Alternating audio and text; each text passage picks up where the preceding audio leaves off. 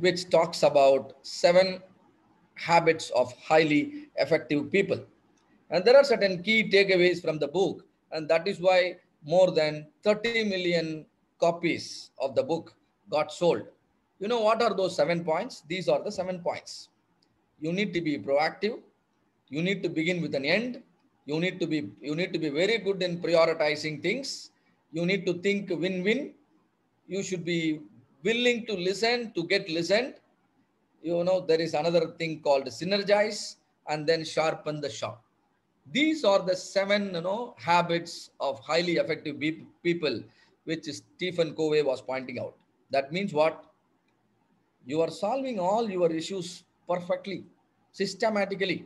You are taking decisions correctly. Why do you want to prioritize? We give utmost care to our health, because health gets prioritized in front of anything else.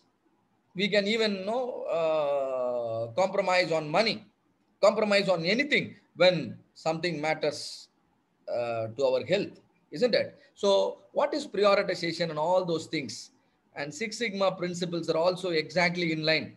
That means, by learning, by undergoing the certification program in Six Sigma, you are learning all these skills. I've also mapped it. What is proactive? You are working, before the failure happens. Our Six Sigma wants you to prevent the failures. Don't even handle the failure. You prevent the failure.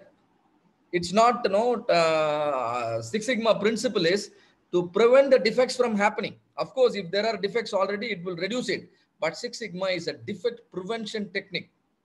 It's not reactive, it's proactive, right? And begin with an end. You need to know what you want to achieve. Any project you are doing, there should be an appropriate goal. Isn't it? Be goal oriented. That's important. Prioritize. You're going to learn Pareto principle. You're going to learn project prioritization metrics. What all these things are telling you? All these things are going to guide you to prioritize very correctly. How should you prioritize? Finally, whatever you select, that should be most important to your company. That should be most important to your profession.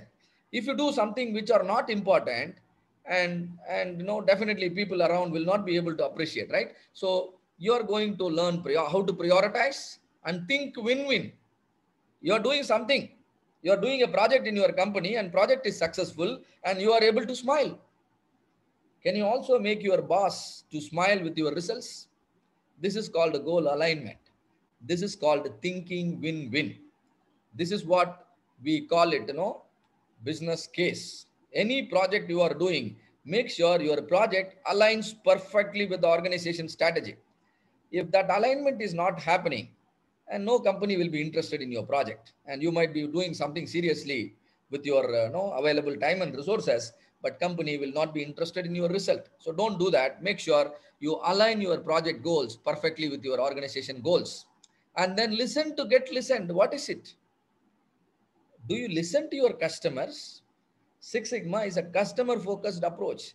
What is that your customer wants? Understand. And so that your customer will start listening to you. Otherwise, they will run to your competitor.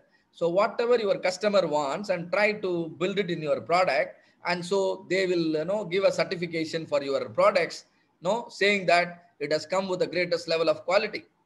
If you ensure that everyone will be running towards your product, and then you can fix whatever margin you want to keep, that you can decide, because you have understood your customers, and then you are able to fulfill and even exceed their requirement. Synergize. What is synergize? Six Sigma is is expecting you to be very systematic. Imagine a car, how it moves smoothly at 100 km/h. Suppose if I remove the piston ring, a small component, the car has got about 5,000 parts. I am only removing the piston ring. Can you have a smooth ride at 100 km/h? Not possible. Each and every component is playing its role, and as per the design. This is called systems approach.